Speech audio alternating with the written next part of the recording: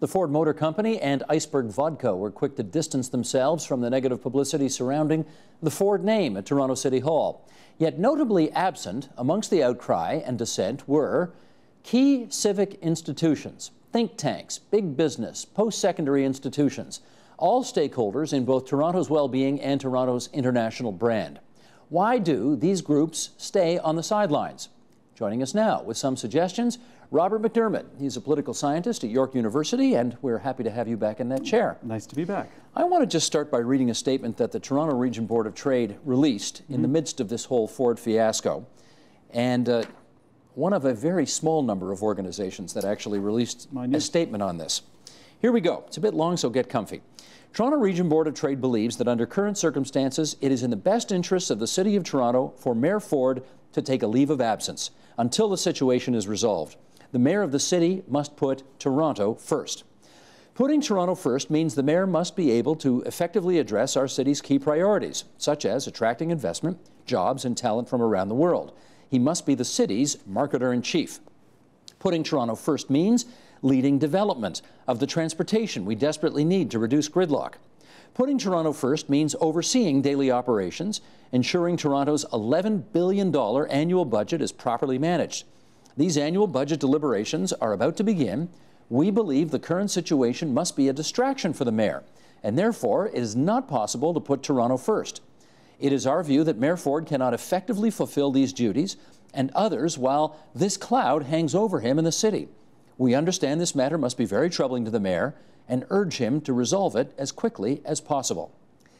In your view, how important was that statement? Well, I suppose it's important because it's so unusual that so many other groups have not spoken out on this. But it is, in itself, a very weak statement, one has to say. I mean, charaging some of the Mayor's problems as distraction. I mean, some people would say, goodness gracious, you know, drug use and alcohol use that's actually been admitted to is more than a distraction. Okay, but everything's relative here. Everything's relative. This is one of the very, very few organizations that said the Mayor should take a leave of absence. Yeah, they said a leave of absence. They didn't say leave office. No. Yeah, I mean, you're quite right. There have been very few. The other ones, as perhaps you'll mention, are the ones by MAD, the MAD organization, which actually doesn't mention that he should leave office. It simply berates him for drinking and driving. But so characterize the response that you believe is out there from sort of the significant organizations in our community. Right. Well, I mean, I think we want to break those things down. There's a commercial world. There's a sort of private world. There's a world of associations from which this emerges, the business community. And then there's the private sector, and then there's kind of public sector institutions. And I think each of those have different reasons why they've been quiet. Organizations like this, private associations, and I'm thinking here not only this, but the Toronto Real Estate Board, for instance, which has key interests in municipal government, has said nothing. The builders' organizations have said nothing. They have key interests in municipal organization as well. Clearly, some of these are torn. The Toronto Real Estate Board probably has amongst its members many people who are Ford supporters. So for many organizations like this, they realize that there's not much to be gained, and perhaps something to be lost from their membership if they make a strong statement on this. You think they're still Ford supporters? Oh, I do. Well, I mean, the polls continue to tell us that there's 20%. I do know from knowing something about who financed Ford's campaign that there continues to be a number of wealthy people who gave money to Ford who might well be members of the Toronto Real Estate Board or the Toronto Region Board of Trade as well. And perhaps they would be saying to the head of those organizations, we don't really actually want to make a very strong statement on this. We actually believe in Ford's policies. Well, let's put a few more numbers on the table here, and then we'll continue the discussion. The City of Toronto's economy comprises 11% of Canada's GDP, with Toronto's GDP topping $144 billion in 2011. Toronto businesses export more than $70 billion in goods and services annually, with retail sales of $62 billion annually. And Toronto holds 1/6 of the country's workforce, and something we've heard a lot lately, if it were a province, it would be the 6th largest province in the country. So here's the question. Given the obvious significant interest to the bottom line that the Ford fiasco potentially represents, why do you think we have not heard more from other groups? Well, I think there's a number of reasons. Yeah, as I said, some of the organizational members are Ford supporters is one. I think another reason, of course, why we haven't heard from some other public sector institutions and groups is that the charitable rules have a huge restriction on what they can say. As many Canadians know, when they make a contribution to an organization with charitable status, they're allowed to deduct that money from their income tax. But charitable status brings a tight restriction on what you can say politically. And particularly, it's interesting, the Mothers Against Drunk Driving statement is very cautiously excoriates the mayor or criticizes the mayor. You know what? You've mentioned it a couple of times. Let's just put it on the record here. Let me read it. We'll put it on the record, then you can continue, because we've talked about it a couple of times. Here's released on November the 14th of this year. Mad Canada is extremely concerned and frustrated to learn of reports of Mayor Ford's admission that he has driven after drinking. Driving under the influence of alcohol is inexcusable behavior for any individual, let alone an elected official who is held to a higher standard and expected to set an example for the community and constituents. We are thankful that Mayor Ford did not harm himself or anyone else on these occasions when he admittedly drove after drinking. That's part of the statement, but you're right. Never in the statement do they say he should resign or step down. No, you know, partly because they're constrained, I think, by the charitable status to some extent. So and that's an issue for a lot of groups in the broader civil society that particularly have charitable status. They really have to be very careful about what they say, because if they go beyond that, if they engage in partisan politics, they're going to lose their charitable status. Now, some groups, of course, have on that basis decided to drop their charitable status. Greenpeace Canada, for instance, used to be a charity. It no longer is. And that, the organizers say, actually frees them up to be able to say what they want where they couldn't before. What about the fact that maybe some groups haven't said anything because they're afraid of alienating their customer base? Is that part of it? Sure. I think there's that issue too. There's a retail basis as well, or a commercial interest. And I mean, interestingly, I think that surfaces in the way that the two shows that the Ford brothers had, one on radio and then later on television, have both been canceled. You know, I would speculate that that may well be because they could not get advertisers to place their ads in those shows, because the advertisers were so aware of what that might do to the people when they purchase their product, or the decision about purchasing a product. Now here's one. Okay, Mothers Against Drunk Driving makes perfect sense for them to release a statement, even if it was more tepid than you would like it to have been. CAMH, Center for Addiction and Mental Health. Now there have been a lot of allegations, although Rob Ford has denied that he has an addiction problem. But there have certainly been many professionals who have looked at him and said he exhibits all the behavior of an addict, and yet I don't think we've seen any statement from them. No, that's very lamentable. I mean, it's too bad. We should have had more groups like that speaking out on some of these issues. I think that's really important on this.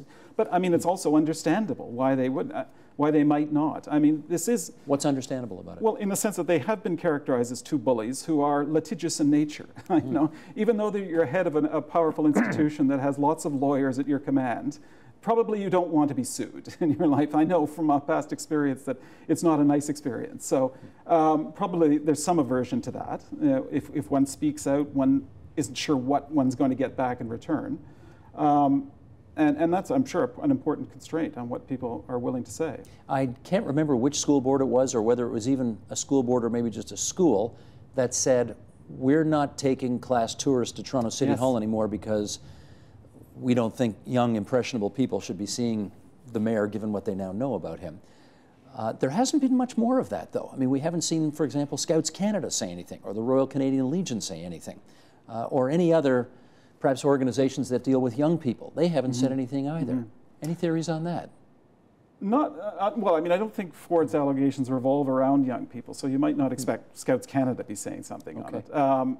The Legion is largely a non-political, again we get to this point of a non-political force to some extent. I mean, we have sort of constructed civil society in Canada as this non-political force.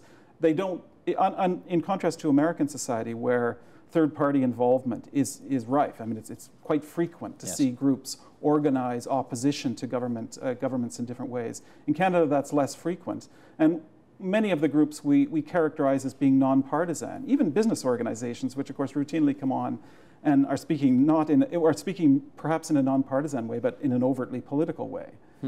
So I think there's a difference there. Although we did see on Remembrance Day, some veterans say it's inappropriate for the mayor to show up at the cenotaph and give a speech on such a solemn occasion. But they were individual veterans, not an organization. The organization itself didn't take any stand, because again, you know, I think they don't want to be perceived to be partisan, but also their membership would be split over the issue. I think that's what we have to come back to time and time again. How about this? Churches, synagogues, mosques, you think about the religious leaders in this city, there are plenty. I haven't heard a thing out of any of them. Now, maybe I've missed it, but I haven't seen any statements from, never mind an entire, you couldn't speak on behalf of a whole religion, but you certainly could speak on behalf of your congregation, your organization, something like that. I haven't seen that either. No, I mean, again, they've been very silent. What is that? Is it the decline of the significance of religious groups? Is it a wish to stay out of politics? I think really those are the answers in the end, that they simply don't want to get involved in something. And then, you know, the other thing is the sort of the very strangeness of this whole affair. I mean, in almost every other political scandal of this nature, somebody would have resigned a long time ago. You know, I think it's quite uncharacteristic that we have somebody who all the criticism just sort of washes off his back, and he continues to stay in office and continues to pledge to do things, to run again, even to run for prime minister in this most kind of unreal atmosphere. People are probably standing back saying, my goodness, this is so extraordinary. Would it, A, make any difference if we said anything and risked dividing some of our supporters? So perhaps it's not worth it. And then really, what is he going to do tomorrow that will make the situation even different? It's so chaotic that one simply doesn't know how to respond, and that any response that one might conceive on one day might be replaced by something on the next day. Well, I wonder if that's part of it, because there's no way to get him out, right? There's no mechanism by which to, there's no recall, there's I mean, the council couldn't fire him. So I wonder if these groups are saying, there's not a damn thing we can do about this anyway, so what's the point in putting a statement out? I think that's part of it. That's unfortunately part of it. You know, that just back on that issue, we can't get him out. I mean, it is interesting to reflect that in 2006, we could have got him out. It was the Liberal government of that day that extended the term for city councils to 4 years. Yes. In 2006. So the first term was 2006 to 2010. If they had not done that, we would have had an election, what, 2 or 3 weeks ago, and probably Ford would have been gone. Although you never know. You never know for sure, but I suspect if all of ththose allegations had come out in the context of an election right at the end, that very likely he would have been defeated. So we did have a means. And that's part of a larger kind of degradation of democratic institutions that we've experienced. I don't know this, but maybe you could help us understand this better. Do these groups that we've been talking about today rely so much on City Hall, or the mayor's office more particularly? And are they fearful about what the mayor, if he was on the other side of them, might do in retaliation? Is that a legitimate concern? You know, I think the number of people whose fortunes depend heavily on decisions that come out of the mayor's office is pretty small. And I think probably people are overstating that case.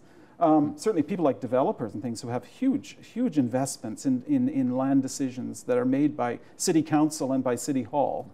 They have said nothing, which is interesting, I suppose, in itself.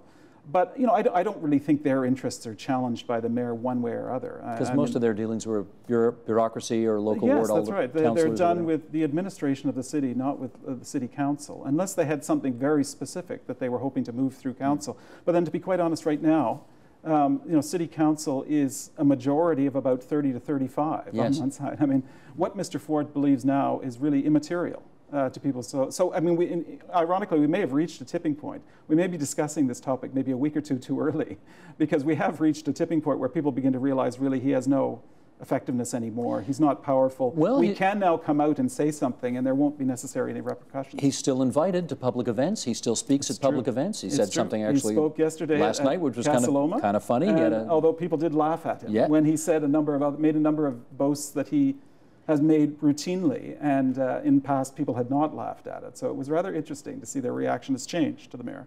You know what? He mentioned the fact that through his leadership he had reduced the budget of the mayor's office to show what a penny pincher he was, and then he sort of gave that pregnant pause and said, and we reduced it some more this past week. They laughed at that point, but there was another point he made about I think reducing unemployment or reducing the city's budget, in which people laughed. They laughed at him with that one. They laughed with him on the mayor's budget one. Fair enough. Yes. So the jury may still be out. How about this one? The United Way took part in that mayor's bubblehead thing, where he went to City Hall and he signed a fundraiser for the United Way. And it was the local United Way. So what do you think of the advisability of doing that? In the city of Toronto? I think probably the United Way of Toronto would be looking at it thinking, gee, I wish we hadn't done that. But of course the bobbleheads cost around $10,000, and they ended up raising $10,000. I was looking at the story a little bit more. So by that time they probably had some sunk cost in the issue, and it was only a fundraiser for the United Way section, if you want, in City Hall. It wasn't something that was sanctioned more broadly by the United Way, but I'm sure that they have some regret about that.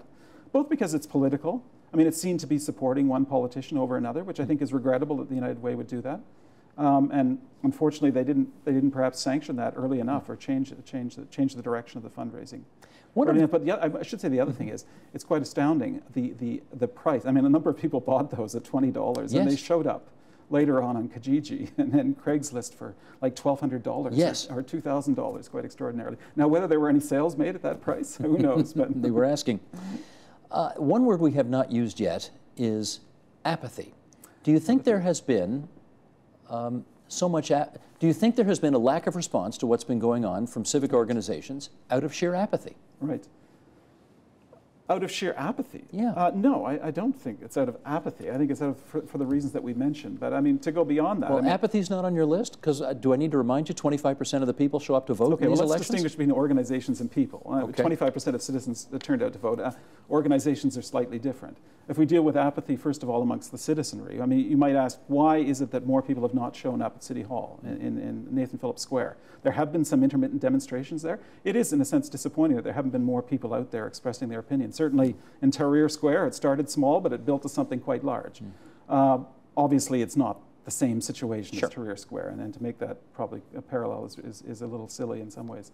I think, what we've missed in this story, and the bigger story is, and I mentioned this, we've lost, mayor's terms have been added a year on, which means that we talk about municipal politics less, because there's an election every 4 years instead of 3 years. Of course, back in the 80s, it was every 2 years. Back in the 50s, it was every year. There were many more councillors, of course. We've lost dozens of representatives. Now, some people triumph about that and think that's wonderful, But those people have a role. They organize us. They help us to articulate what we need, to represent our needs in the political world. And we've lost all of those people. So, I mean, apathy is not a characteristic of the voting public. Apathy is the result of the degradation of the political process, the loss of representatives who help us organize, the lack of interest in certain segments of the population. I mean, we see this most clearly with young people. Young people don't vote because, quite clearly, parties and politicians have nothing to offer them. Yeah. Why would they vote? They don't speak to them because the economics of campaigning determine that you focus on the group that's most likely to turn out. So no political strategist would say, let's pursue young people, because somebody would say to them, my goodness, it's going to cost more to get one person to vote there than it is to get a middle income house owner. Last 20 seconds. Do you think Rob Ford's got a shot at re-election? I think it depends on how many candidates run against him. Sure, I think it will depend on the number of candidates that end up on the ballot on the final day. I mean, we're going to see a lot of candidates, I think, and the field will be winnowed down, just as it was in 2010. Yeah. Do I think he has a shot? In a first past the post, as you know, you can win with what? I'm not sure what the lowest recorded... He could, if there were enough candidates in, he could win with 30% of the vote. He could win with less than that. He could win with less than that. With less than that if they were even. So yes, I think he's still got a hope. I think it will depend in the next year just what comes out, because I think there's still more revelations to come out. I don't know about you, but I'll be watching. Robert MacDermid, political scientist, York University, thanks for coming in tonight. The Agenda with Steve Paikin is brought to you by the Chartered Professional Accountants of Ontario, helping businesses stay on the right side of change with strategic thinking, insightful decisions, and business leadership. Are you on the right side of change? Ask an Ontario CPA.